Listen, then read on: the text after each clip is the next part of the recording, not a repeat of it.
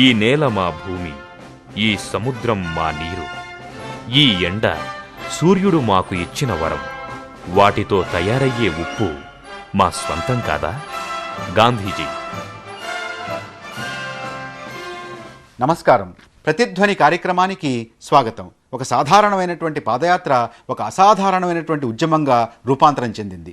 ఆ ఉద్యమంలో ఒక సామాన్యమైనటువంటి ఉప్పు అనన్య సామాన్యమైనటువంటి ఆయుధంగా అందులో మలచబడింది.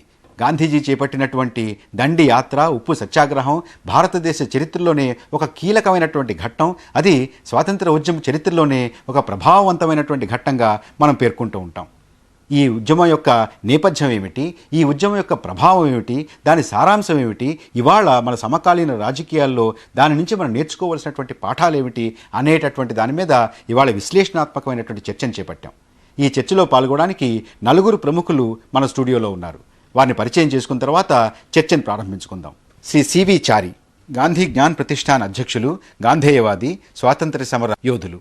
ప్రొఫెసర్ వకుళాభరణం రామకృష్ణ, దేశంలోని ప్రఖ్యాత చరిత్రకారులు, ఉప్పు సత్యాగ్రహంతో పాటు స్వాతంత్ర్యోద్యమంలోని వివిధ ప్రఖ్యాత పోరాటాలను లోతుగా విశ్లేషించినటువంటి చరిత్రకారులు. డాక్టర్ వాడ్రేవు చినవీరభద్రుడు, కవి, రచయిత, గాంధీ తత్వంపైన లోతైన అధ్యయనం చేసినటువంటి తత్వవేత్త.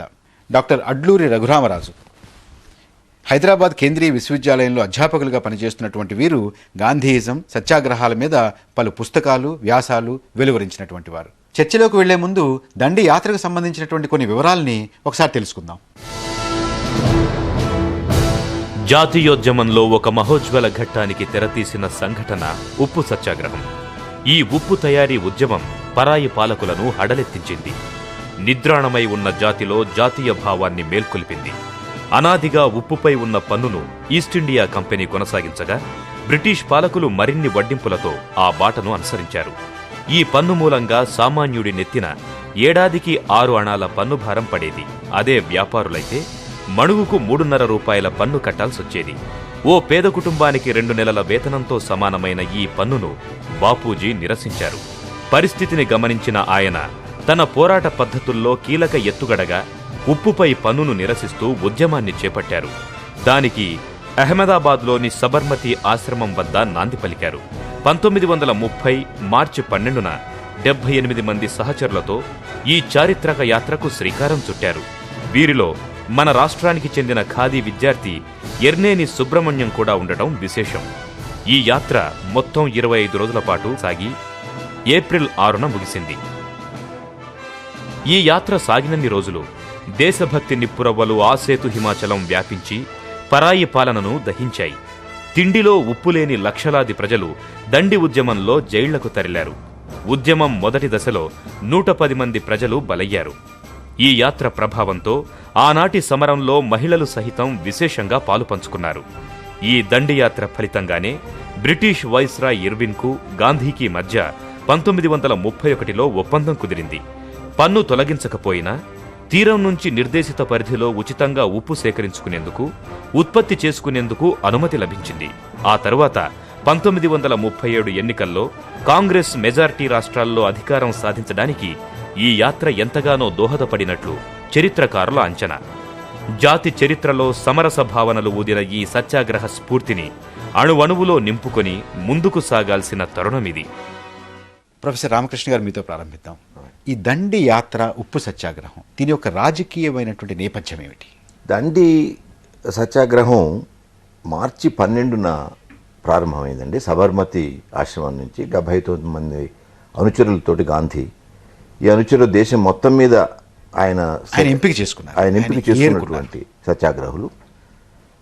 దాదాపు 241 మైళ్ళు 25-26 రోజులు నడిచి ఆయన వెళ్ళాడు.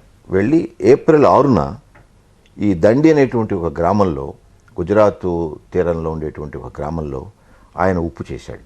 ఇది అసలు యాక్చువల్గా జరిగినటువంటి ఘటన. ఉప్పు సత్యాగ్రహం నెహ్రూ అఖిల భారత కాంగ్రెస్ అధ్యక్షుడిగా లాహోర్లో ఎన్నికైన తర్వాత సంపూర్ణ స్వరాజ్యం కాంగ్రెస్ యొక్క ధ్యేయం అని ప్రకటించిన తర్వాత జరిగినటువంటిది. అవునండి, అది అందుకంటే ఈ సంపూర్ణ స్వరాజ్యం అనేది ఎందుకు ప్రకటించాల్సి వచ్చింది? అంతవరకు డొమినియన్ ప్రతిపత్తి అని అడుగుతున్నప్పుడు సంపూర్ణ స్వరాజ్యం కావాలి అనేటువంటి నినాదం వెనక కూడా దేశంలో మారుతున్నటువంటి పరిస్థితుల్ని మనం గమనించాలి. అంటే దేశంలో ఒక విపరీతమైనటువంటి ఒక ఉద్యమం వచ్చింది. ఏంటి ఈ ఉద్యమం అంటే, బ్రిటిష్ వాళ్ళకి వాళ్ళకి వ్యతిరేకంగా రాజీ లేని పోరాటం మనం చేయాలి.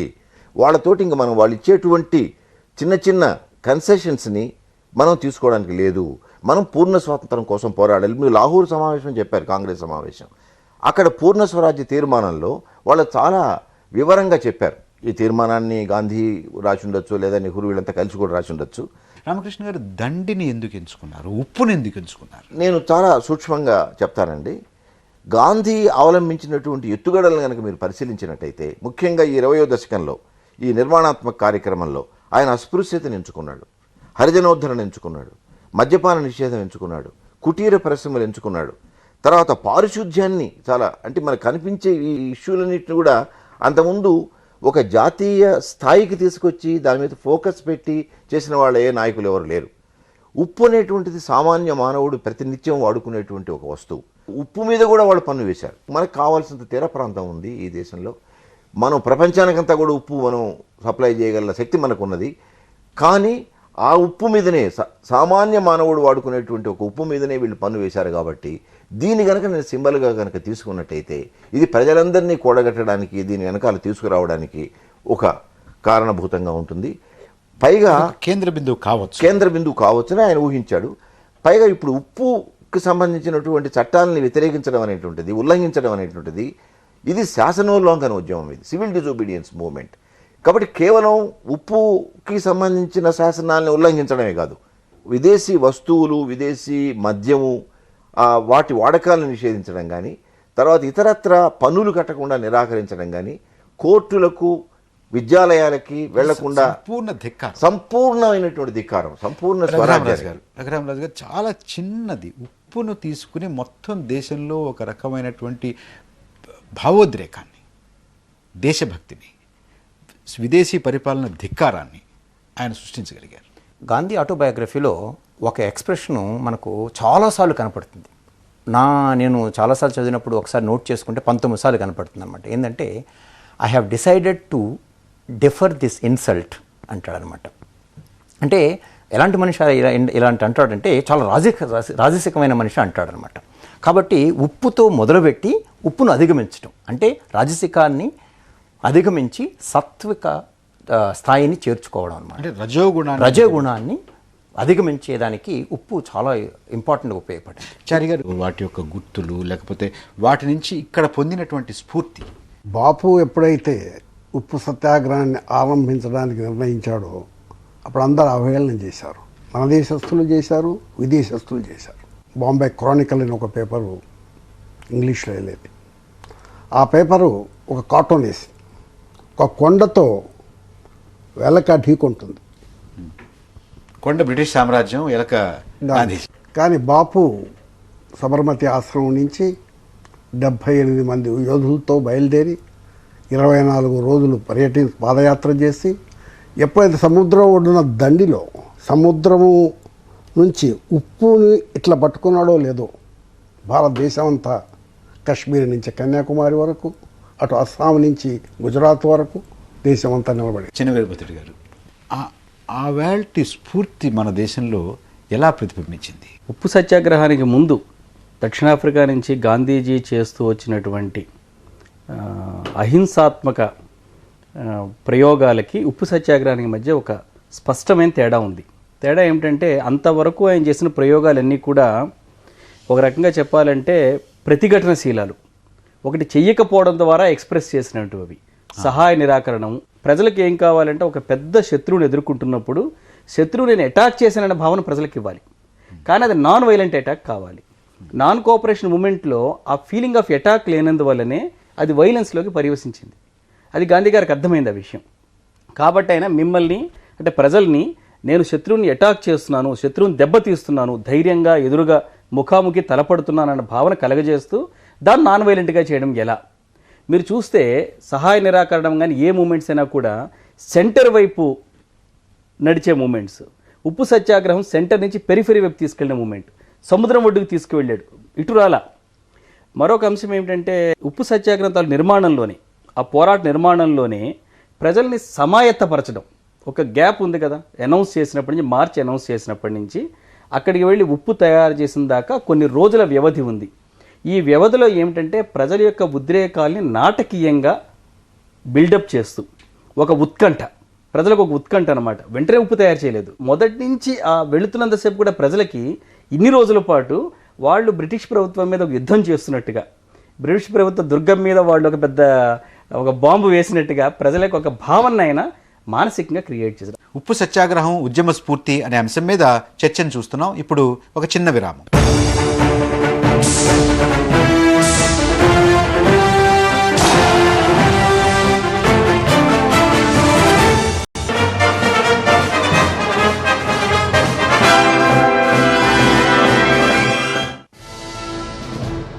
వీరగంధము తెచ్చినారము వీరుడెవ్వడు తెలుపుడి, పూసిపోదుము మెడను వైతుము పూలదండలు భక్తితో. తెనాలి వచ్చిన సత్యాగ్రహ దళానికి స్వాగతం పలుకుతూ త్రిపురనేని రామస్వామి చౌదరి గానం చేసిన గేయమిది. ఉప్పు ఉద్యమానికి రాష్ట్ర ప్రజలు సైతం విశేషంగా స్పందించారు. సత్యాగ్రహాన్ని విజయవంతం చేసే బాధ్యతను కొండా వెంకటప్పయ్య పంతులకు అప్పగించగా వ్యూహకర్తగా భోగరాజు పట్టాభి సీతారామయ్య వ్యవహరించారు. బందరు సముద్ర తీరంలో ఉప్పును తయారు చేసి పట్టణ కూడళ్లలో బహిరంగంగా విక్రయించారు. ఆ రోజుల్లో బందరు సముద్ర తీరం సత్యాగ్రహుల సమరస్థలిగా మారింది. నెల్లూరు జిల్లాలో మైపాడు, గుంటూరు జిల్లాలో వాడరేవు, గాంజాం జిల్లా నేపడలో సత్యాగ్రహులు సముద్ర తీరాలకు వెళ్లి బహిరంగంగా ఉప్పును తయారు చేసి తమ నిరసనను ప్రకటించారు. వేలాది మంది జైళ్లకు తరలారు. ఈ ఉద్యమంలో భాగంగానే బందరు సమీపాన బ్రిటిష్ పోలీసుల దౌత్యాన్ని ఎదిరిస్తూ తోట నరసయ్య కింద పడుతున్న పతాకాన్ని అంబరవీధుల్లోకి ఎగురవేస్తూ అమరుడయ్యాడు.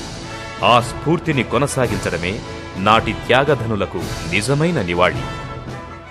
రామకృష్ణ గారు మొదలుపెట్టి ఒక 78 మందిని ఎంచుకుని, అంటే లక్షల కొద్ది కావాలి అనేటువంటిది 78 మందిని ఆయన స్వయంగా ఎంచుకుని నడక ప్రారంభించారు. నడక ప్రారంభించినప్పుడు ఒక్కసారి మీరు చరిత్రలో, దేశంలో ఏ రకమైనటువంటి స్పందన వచ్చింది? ఇది దేశ ప్రజలకి ఒక పిలుపు. అంటే గాంధీ ఒక ప్రకటన చేశాడు, ఇది ఒక శాపం లాంటిది ప్రభుత్వం, దీన్ని నేను సహించను, దీన్ని నేను బ్లాట్అవుట్ చేసిన దాకా, నిర్మూలించిన దాకా నేను విశ్రమించను అంత పదునుగా అన్నారండి అన్నాడు. నా దగ్గర ఉంది ఆ కొటేషన్ ఇంగ్లీష్లో. అని ఏమన్నాడంటే, కానీ చాలా సాత్వికంగా మాట్లాడతారని అనుకుంటున్నాను. కానీ మీరు చాలా ఆశ్చర్యపోతారు. ఈ ఉప్పు సత్యాగ్రహానికి ముందర గాంధీ మూడు చాలా మిలిటెంట్గా, ఒక సమరశీలమైనటువంటి ఒక మూడ్ మీరు గాంధీలో చూస్తారు. ధర్మం అనేటువంటి ఒక ఆయుధాన్ని, కవచాన్ని నేను ధరిస్తాను, చాలా చాలా గొప్పగా చెప్పాడు లాహోరు కాంగ్రెస్లో. కాబట్టి దేశంలో ఏమైపోయింది, ఒకసారి ఈ ప్రకటన ఇచ్చిన తర్వాత అంతవరకు ఒక రణనినాదం, ఒక విపరీతమైనటువంటి ప్రజా విలువ. మీరు ముఖ్యంగా ఈ శాసనోల్లంఘన ఉద్యమంలో, ఉప్పు సత్యాగ్రహంలో మనసులో పెట్టుకోవాల్సిన ఒక అంశం ఉంది. సమాజంలో అన్ని సెక్షన్లకు చెందినటువంటి ప్రజలు ఇందులో పాల్గొన్నారు. కానీ ముఖ్యంగా పాల్గొన్నటువంటి వర్గాలు 3 ఉన్నాయి, మేధావులు కాకుండా. రైతులు పాల్గొన్నారు, కార్మికులు పాల్గొన్నారు, అన్నిటికంటే ముఖ్యం స్త్రీలు. మొట్టమొదటిసారిగా అధిక సంఖ్యలో పాల్గొన్నటువంటి ఉద్యమం ఉప్పు సత్యాగ్రహం. వాళ్ళకి అప్పీల్ చేసింది. దేశంలో ఒక రకమైనటువంటి కదలికని సృష్టించింది. ఒక రణానికి మనం సమాయత్తం అవుతున్నాము అనేటటువంటి ఒక భావన కలిగించింది. ఇది ఒకటి. బ్రిటిష్ సామ్రాజ్యం మీద, బ్రిటిష్ అధికారం మీద ఏ రకమైన ప్రభావం చూపించింది? మీలో మీరే వేరైపోయారు అనే భావన వాళ్ళు తెప్పించాడనమాట. కాబట్టి తను ఎప్పుడు కానీ మీరు చేసేది తప్పు కాదు, మీకు చేసింది తప్పు అనే స్ఫూర్తిని వాళ్ళకి కలిగించాడు.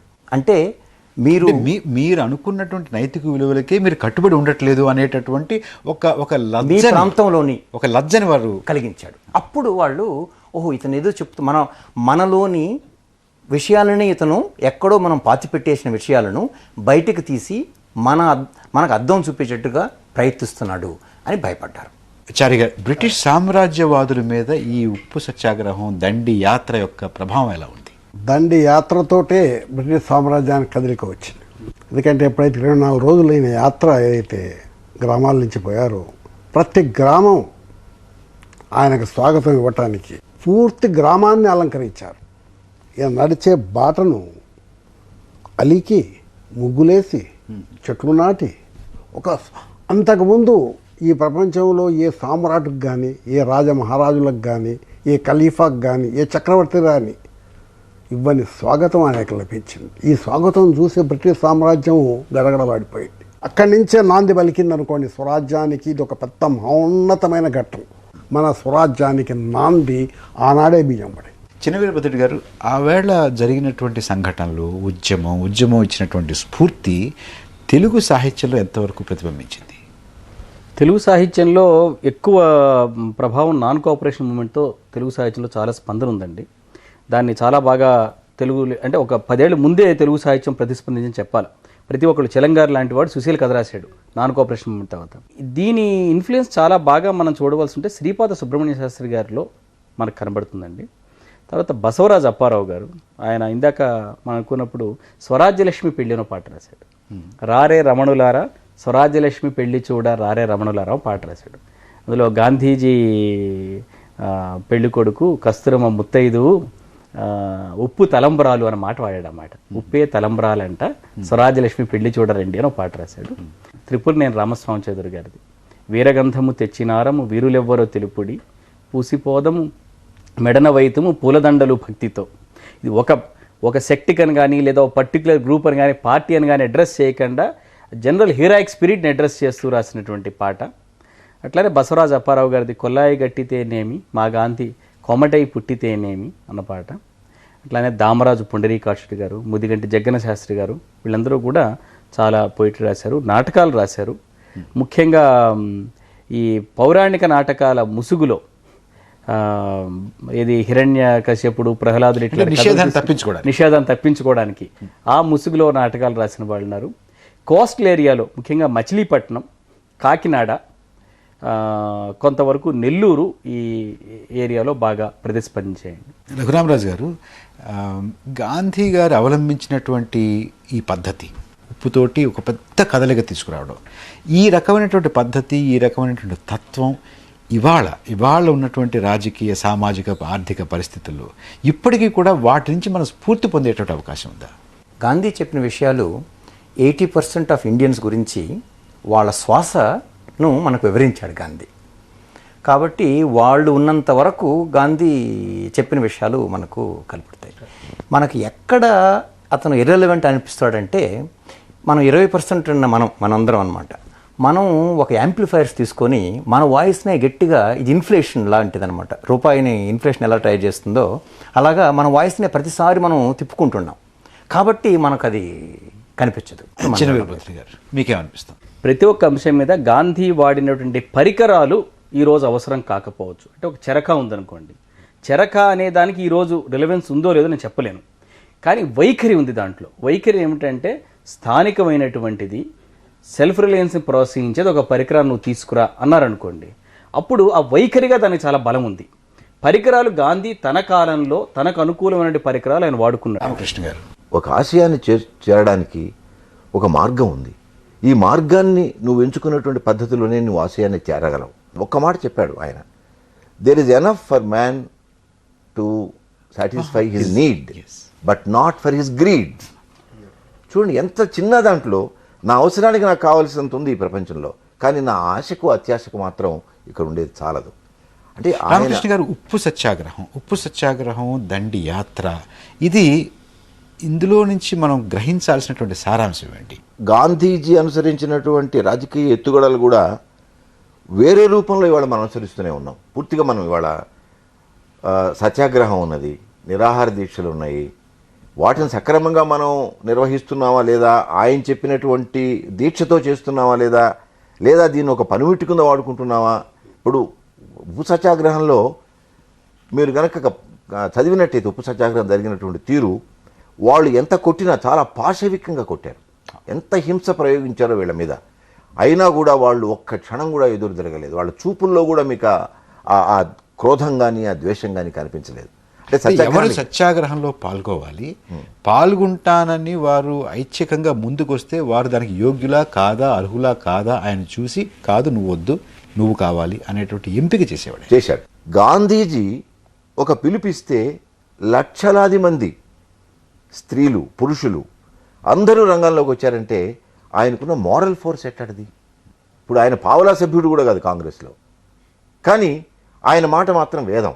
ఇప్పుడు ఆయనతో కలిసి పనిచేయడానికైనా సమ్మతించారు, లేకపోతే ఆయనతో విభేదించి ఎదుర్కొని ఆయన్ని ఎదురు తిరిగి చేయలేదు. బోసు లాంటి వాడి దేశం వదిలిపెట్టిపోయినాడు. ఆయన మార్గాన్ని అనుసరించలేకపోతే నా మార్గం వేరనుకొని ఆయన వదిలిపెట్టిపోయినాడు. ఉప్పు సత్యాగ్రహం ఉద్యమ స్ఫూర్తి అనే అంశం మీద చర్చను చూస్తున్నాం. ఇప్పుడు ఒక చిన్న విరామం.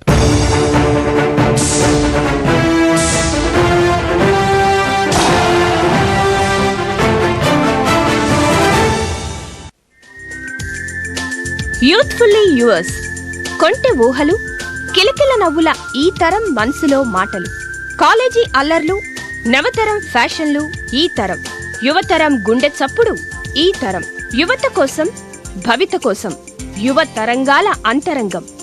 ఈనాడు ఈ తరం ప్రతి శనివారం.